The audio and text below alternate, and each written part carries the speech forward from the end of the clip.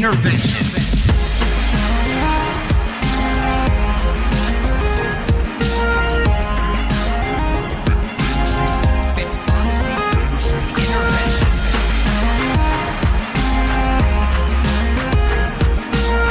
Now here to intervene with your fantasy life, Chase Vernon.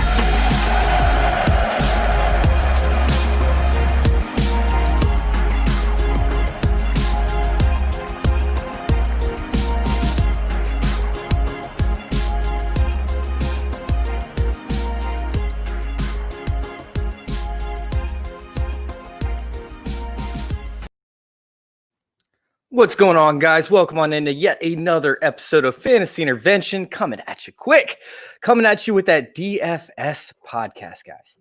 And I had a lot of stuff going on, had to take care of a bunch of fun things. So unfortunately, I did not have time to share to all the groups. So if you guys on Twitter want to make sure that everybody actually gets the chance to check this out, make sure y'all share it yourselves.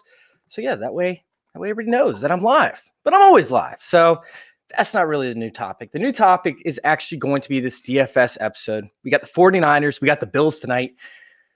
Oh, my God. Never have I had such a difficult time trying to sort through this mess. I mean, it wasn't just like the fact of dealing with, players being injured or players being healthy or whatever the case was. Like, it was just all over the place. And the Bills didn't really have too much to do with it. It was more so the 49ers.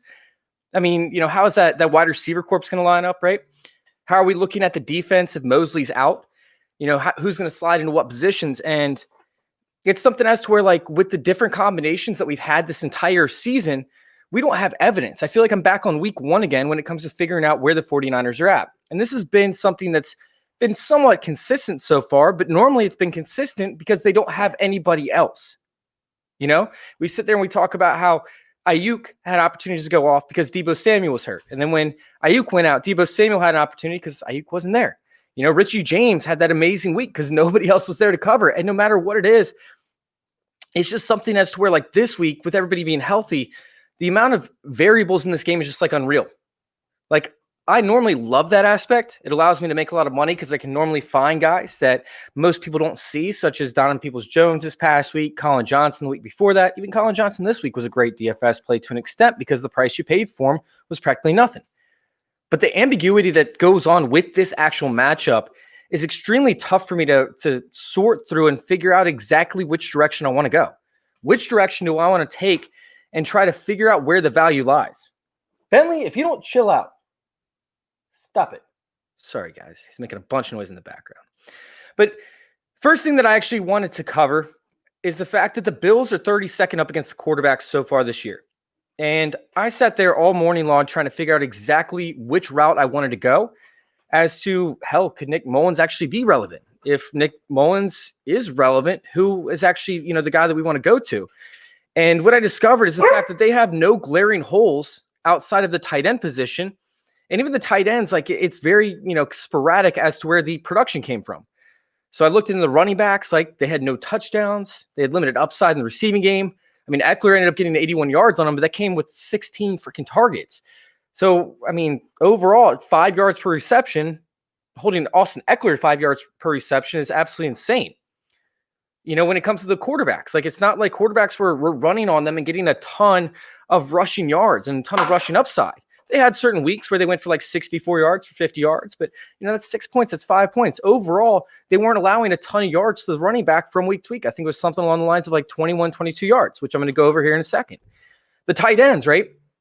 We talked about, big weeks with them, but at 64 yards per game, you're getting like 3 points for the quarterback position, less than 3 points for the quarterback position. I mean, that's not something as to where, like, oh my God, that's the position that we got to attack. Nick Mullins is going to smash it this week because of that factor. So I went through it. I dove down. I dissected all the numbers. And when it comes to the quarterback's points that the quarterbacks are getting on the ground, they're averaging 2.2 points per game against the Bills on the ground. That's the quarterbacks. The quarterback's touchdowns on the ground, right? They're getting 3 points per game. They're 300-point performances for DraftKings, that is. That's an extra 3 points per game that they're averaging, a little bit less than that. The running backs in the air, meanwhile, 1.6 points. That's what the quarterback position is getting from that. Meanwhile, they haven't allowed a single running back to get a receiving touchdown against them. So that's 0 points. The wide receivers in the air, 154 yards, 155 almost. That's only 6.2 points. The touchdowns, they're allowing less than a touchdown per game. So that's what, right around 4 points or so? Probably less than that. The tight ends in the air, 64.45 yards, like we talked about. That's only 2.6 points. Tight end touchdowns, that's only 2 points per game because they're only allowing a touchdown every other game. So far, when you sit there and you piece together all of these different points, they add up. And that's why the Bills are so bad up against quarterback position. It's not the fact that they suck at one spot or another. Like we're not seeing them give up, 300 yards receiving to the wide receiver position like we see with the Seahawks. It's the fact that they're just giving up. They're getting nickel and dime. They're giving up a little bit of points here, a little bit of points there. And although they have been slightly better to an extent as of late over the past 4 or 5 games, it's still not something as to where I'm like, damn, the Bills, you can't play quarterbacks up against the Bills. They are legitimately bad, but it's all over the place. I mean, we're talking about 25.8 points per game allowed to the quarterbacks because they get nickel and dime so much. So with that being said, I'm not super high on Nick Mullins because he doesn't have a ton of passing opportunity, but I'm also not fading Nick Mullins in this matchup. I mean, this is a situation where we have a sexy matchup with a not so sexy player who doesn't get a ton of attempts in the red zone when we talk about Nick Mullins. His yards per completion are solid, but without these red zone opportunities, it's tough to see where we're going to actually find value at his price, which I believe is right around 10K or so on DraftKings. Yeah, his implied price total actually has him scoring 20 plus points this week. So it's something that's where he's averaged 12 and he only has 1 week where he put up over 20. So I'm not sitting there loving this position. Now, we did talk about the Bills and how they allowed 25.8 fantasy points to the quarterback position on average. 5.2 of those came in the rushing game, and that's definitely not something that Nick Mullins does. Nick Mullins has 8 rushes for a total of 1 yard. So we're not going to see that upside either. It's like, where can we actually find the upside? But the more that I dove into this episode, right, the more that I looked into this, I found out that Nick Mullins actually does have some potential, right? He actually does have some upside in this matchup because of the fact that Ayuk and Deebo Samuel with their yards after the catch. This is something as to where the Bills are better about not allowing receiving yards or receiving points, at least to the wide receivers on the outside. But very rarely have they actually faced a guy with the after the ball ability or after the catch ability that both Ayuk and Deebo Samuel have. So when it comes to this whole entire skill position in general, I think that Nick Mullins could actually have some significant upside because they got a full arsenal at the moment. I mean, outside of Kittle, who's missing time, I mean, Jordan Reed's healthy, right? We got all the running backs are back. We have Ayuk, we got Samuel. I mean, pretty much everybody's healthy outside of George Kittle. So the momentum that they're going to carry on from last week, this is something as to where we could see Mullins actually getting 2 or 3 touchdowns in this game, but it's not going to be because of Nick Mullins' arm. It's going to be because of these playmakers able to make plays up against a defense who, by the way, has missed a good amount of tackles and has not been great up against pass catchers when it comes to them with the ball in their hands. Now, once again, this doesn't give you a ton of upside. Like, I'm not saying that Mullins is going to go out there and throw for 250 yards, especially not 300 yards, but he does have at least like a 200-yard floor this week, potentially, with about 2 to 3 touchdowns is at least the hope. So I'm not going to sit there. I'm not going to play Mullins in each and every lineup. But when we come to looking at the multiplier, right, and trying to get as much value as you can for the price, this could be a week where it is so spread out and so just all over the map. Like, it's something where Nick Mullins might not need to double his value in order for you to actually accrue a win in tournaments with him. Now, I want to play him a little bit more often in cash than I do tournaments, but still, there is that upside in tournaments that allows this to actually be a solid play, and we don't need him to triple his value in order for it to pay off this week. So, with that being said, right, everybody's going to have a little bit of something. It's going to be tough to see who's going to get the snaps and where they're going to do it when it comes to the wide receiver position because of the fact that we haven't seen this type of lineup. Like, Richie James was not playing up until both Deebo and Ayuk were out. This is something as to where we haven't seen Jordan Reed with Richie James, with Deebo Samuel, with Brandon Ayuk, with Jordan Reed, Ross Wiley. Like, this is a completely different offense than what we saw back a few weeks ago when we did have a few of these guys in there. My guesstimate is the fact that they're actually going to, I guess, limit certain snap counts and allow everybody to kind of get their own fill to an extent, just like Shanahan normally does. But when I break it down, I came up with Deebo getting about a 90% snap share. I'm assuming that he'll get about 60 to 70% in the slot. Ayuk, I had about an 80% snap share with about 60% being on the outside left actually, and then 20% being on the outside right, 20% in the slot of the 80% that he plays. Richie James, 65% snap share, 70% of those coming on the outside right. Although, by the way, he has played outside left. That's where he had his big week, but that's Brandon Ayuk's spot. I think that Richie James will actually go back over to the right. Meanwhile, we have Kendrick Bourne. He's going to see remaining somewhere between 30 to 40% because he's going to fill in for all these guys. He does have that capability of playing inside and outside, although he is more known this season so far for playing in the slot. I still think that Bourne's going to be able to kind of get in there for 30 to 40%. Last year, we saw a little bit more of an upside from him when it came to touchdowns, so we're not seeing so far this year. But we'll see what happens with this game. So with that being said, I do want Deebo Samuel. I think that that's the smash play for me on the wide receiver side of things for the 49ers. When we talk about Tre'Davious White, I think that he's actually going to be matched up against Brandon Ayuk, who should be on the outside more often. Meanwhile, Tre'Davious White does not travel to the slot. Now, that does not mean that I'm going to be fading Brandon Ayuk, right? When we talk about Deebo Samuel, Teron Johnson has been subpar at best over there in the slot. And honestly, I'm loving the multiplier that he could actually pay off with. This is something as to where Deebo Samuel has this big-time playmaking ability. He has solid hands, and he has the trust of the coaching staff. I like him moving forward. But when we talk about Brandon Ayuk and not fading him, although he might see Tre'Davious White, this is a game where Brandon Ayuk could actually see like 8 receptions for 70 yards, and this could pay off. They could get him a ton of work behind the line. They can get him a ton of work in the jet sweep game, which they've been doing. And they can rely on his playmaking ability because of the tendencies that these guys have to not only blitz, but leave these wide receivers in one-on-one coverage. So if we sit there and we have Ayuk, I guess rolling out on quite a few plays as deep threat opportunities, and then he holds it back on a few, that's where I'm looking at for Brandon Ayuk to really succeed and to get yards after the catch. As for Deebo Samuel or anybody really playing in the slot, which, by the way, they're going to match up these guys in the slot. Brandon Ayuk is still going to get slot opportunities. Rich James still going to get a few slot opportunities. Of course, Kendrick Bourne is too. But Deebo Samuel up against Teron Johnson. I mean, Teron Johnson in the slot has been okay, but he hasn't faced a matchup like this where they move around their offensive pieces so much. I mean, they face multiple different teams where they might call one motion snap every 3 to 4 plays. When it comes to the 49ers, it's not like that. They move this team around entirely. My concern with all these guys is the fact that I don't know if they're going to get into the red zone. So that's why I'm not going to sit there and say, oh, man, Deebo Samuel needs to be played in every single lineup. Like, that's the guy that needs to be played in every single lineup because we just don't know the upside with the limitations, and we don't know who they're going to go to. With the research that I've done and everything that I've dove into, I still like Deebo Samuel as this top option to actually get the targets and have that upside. But when it comes to guaranteeing it, like, you can't sit there and be like, oh, I would bet your house on it. I would bet your kids' lives. I would bet this. I would bet that. Because honestly, if you know what Kyle Shanahan's going to do, if you know exactly this scheme that Kyle Shanahan plays, dude, you belong as a defensive coordinator in the NFL because that's how good he is. He's the best offensive coordinator in this league, and being the head coach over there, he doesn't have to answer anybody. He's going to make whatever decisions he wants to do. And we've seen it work. I mean, this team has been decimated by injuries, and yet they're still threatening for a playoff spot. I'm telling you guys, like, Kyle Shanahan is somebody that's going to be probably one of the best, if not the best, offensive mind and head coach in this league for the next 10 to 15 years minimum. But when it comes to dart throws, I like Richie James. He makes sense. The majority of my lineups that have 49ers wide receivers, like I brought up earlier, have Deebo, then Ayuk.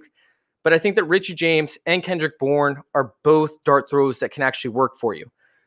But yeah, I mean, at the pricing, at the way that it could work out, all you need is a touchdown. It's just like, man, is Mullins actually going to throw it in the red zone? He has a total of something like 6 to 8 red zone attempts so far in the season over a course of like 5 games.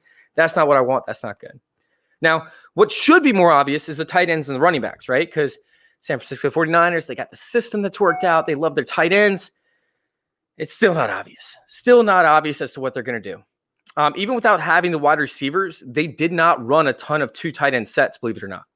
They ran a little bit, but overall, according to Walters Football, the personal packages had them only running 2 tight end sets 21% of the time.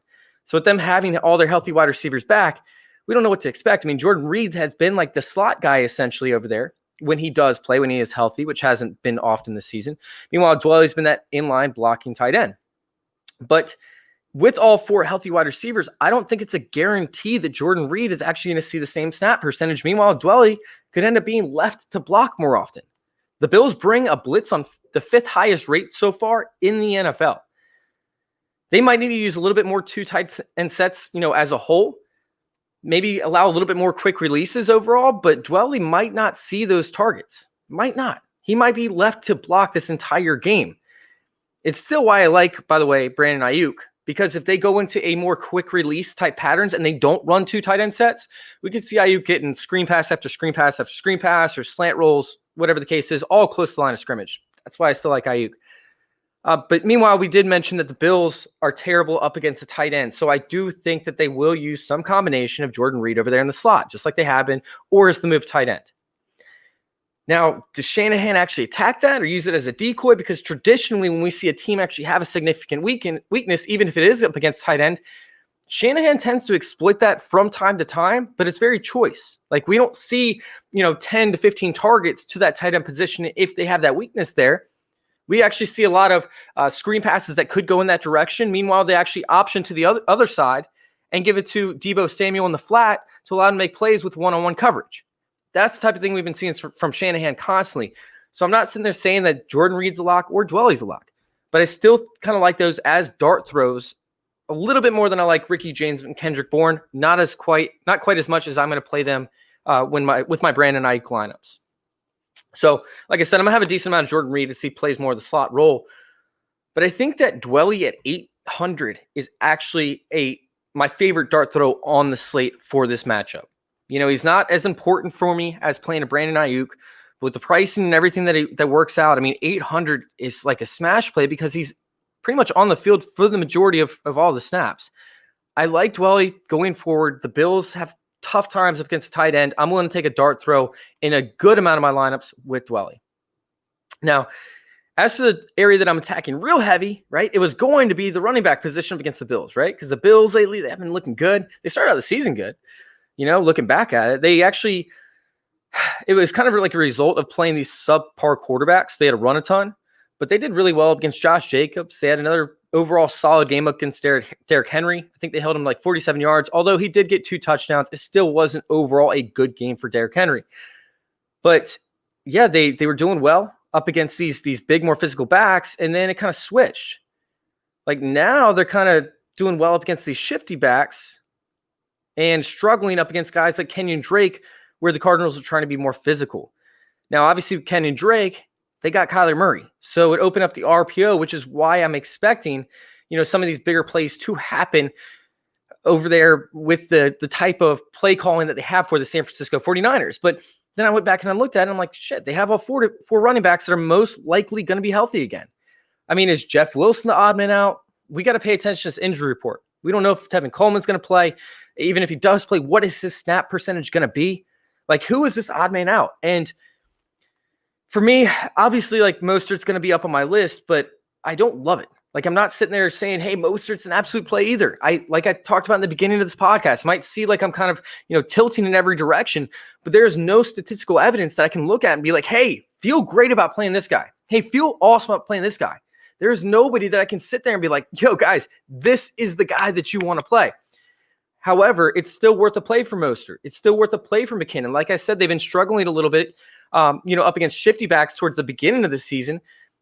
Obviously, that's been a little bit different, but that could also be a result of the fact that shiftier backs haven't gotten opportunities because of the fact that they've been playing their bigger, more physical backs. Once again, this is something as to where Coleman's probably more of a fade, but I like Mostert. I like McKinnon. If Coleman does play, I'm not going to play Wilson at all.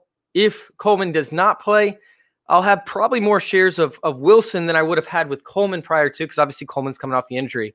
And Wilson got a significant snap share last week. He actually got more snaps, or very close to the amount of carries as Mostert did.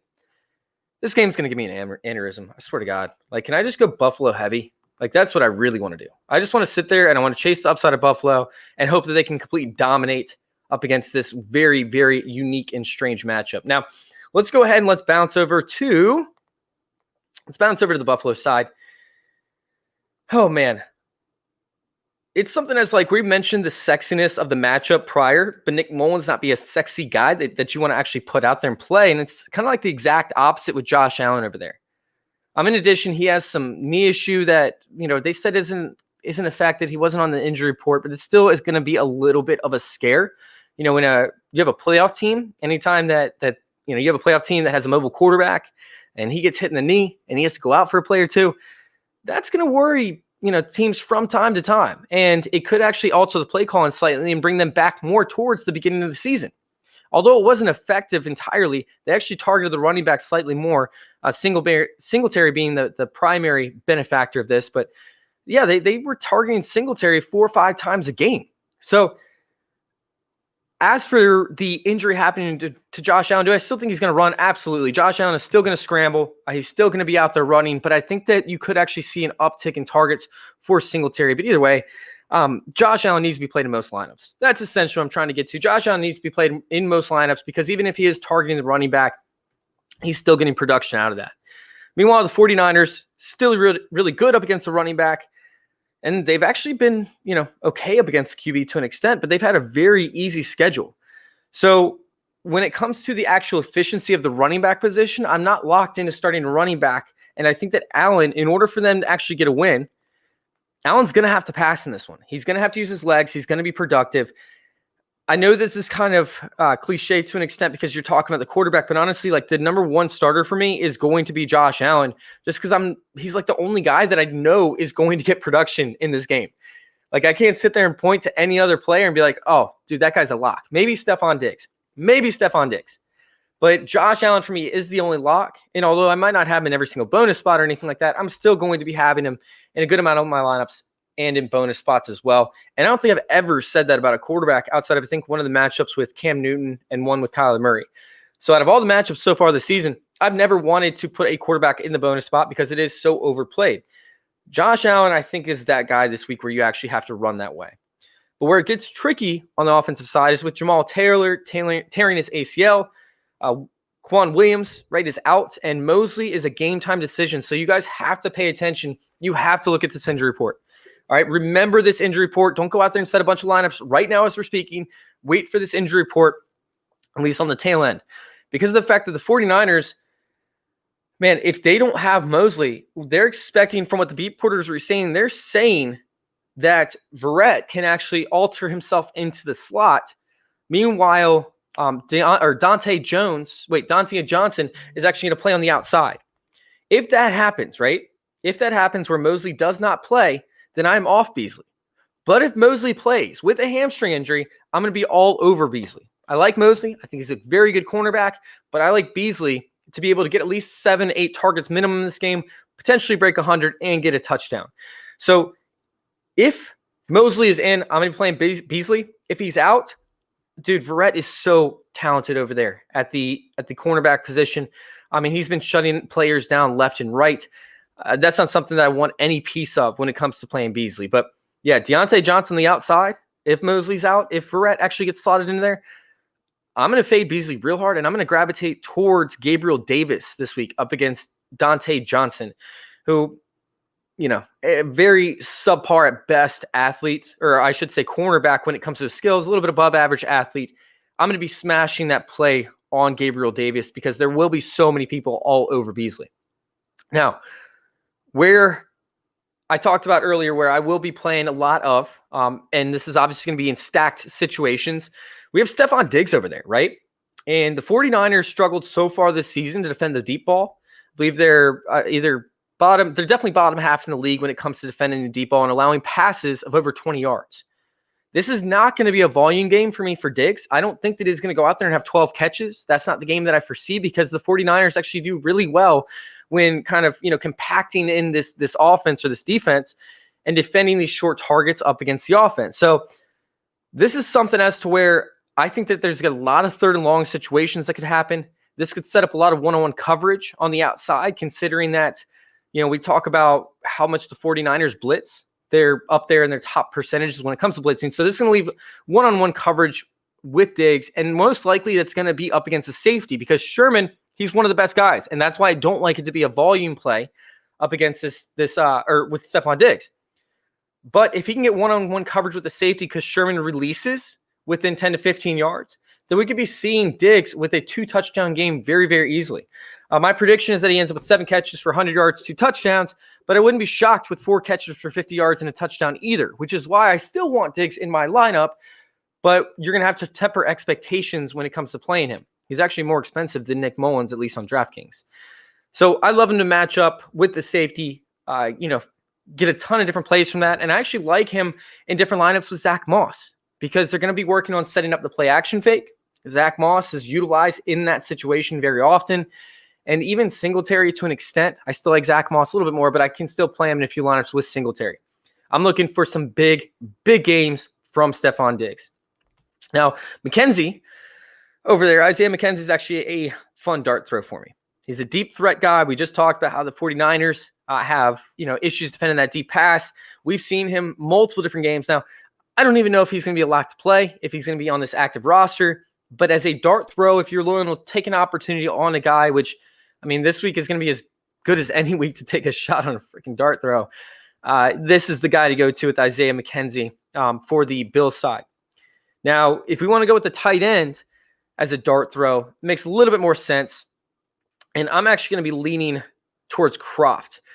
Now, the 49ers have been really good up against tight ends so far this season, but they have been somewhat susceptible to goal line passes to the tight end. I believe they've allowed 2 or 3 of those goal line touchdowns so far this season, the tight end position. And not only is Croft cheaper than, of course, Knox, you also have a little bit more opportunity coming to him in that area. I'm not saying that you should have a bunch of these guys in your lineups, but I do like Croft over there with an upside to score. Now, if you do play Croft, I'd probably play the same lineup or close to the same lineup with Knox in there as well. But I'm not expecting you to walk away with a tremendous amount of volume, right? I'm not expecting Knox to have 6 catches for 50 yards and a touchdown, or Croft to get, 6 catches and 50 yards for a touchdown. I am expecting Croft only to have a maximum of maybe 3 receptions, maybe 3, and a touchdown, possibly 2. So this is something that's where you're playing the touchdowns, and if you think this is going to be a little bit higher scoring game, then you go after these tight ends. If you are not expecting a high scoring game, there's going to be very, very limited opportunity for these guys to produce at a level that you're going to need in order to win this tournament. Now, as for the running game, once again, a little bit concerned for the lack of volume for each guy. We're talking about Josh Allen, who takes over all these red zone opportunities. We're talking about a duo, a tandem that splits carries in in an offense that doesn't run with the running backs a whole ton. Josh Allen tends to run a little bit more often than he tends to ditch the ball off to the running back. So it is the 49ers, right? And they've allowed 6 touchdowns to the running backs over the past 4 games. But keep in mind that 3 came from Kamara. Neither one of these guys are Kamara, obviously. So what I'm going to be looking for is design passes to the running back to keep that bump on Josh Allen's knee, to be not a concern at all, although I know it's very little concern right now, to be non-concern whatsoever. And for Singletary to have, somewhat of a decent floor because of the reception upside this week. Moss and Singletary both have these weird boom weeks where they go off. There's no really telling as to why they go off, but they do. And they just disappear. So almost very similar to the running backs. I'll probably play them similar to the tight ends. Probably play them in slightly more lineups than the tight ends. But this is something where we could see like Zach Moss finish with 15 rushes for 50 yards and then get a touchdown. And Singletary could have 5 receptions for 30 yards and then have 40 yards rushing on the ground. So you're looking at limited upside once again, but with so many different options, like so many different plays this week. Like there are so many different guys you can roll out. You're really going to have to tell a story because of the fact that there are 10 players who could probably have between 10 and 13 points. Like I'm not exaggerating. Like we could see almost an equal spread across the whole entire slate. And the only ones that I really see with a lock to do more than that, more than 13 points, Josh Allen, number 1, Stephon Diggs, number 2, and then a questionable Nick Mullins for number 3. But at Nick Mullins' pricing at 10K, I believe it might be 9K. You're sitting there and you're saying, man, like you might not see a return on this.